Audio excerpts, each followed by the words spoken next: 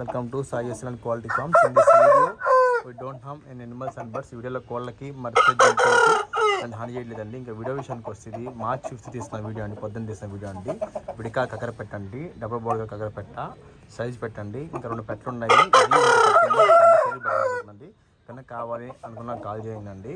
పెట్ట వయసు వచ్చి 1 సంవత్సరం ఉంటుందండి. మంచి బాడీ అండి, ఓకేనా. చూసుకోవచ్చు మార్చ్ 5th పెద్ద వీడియో.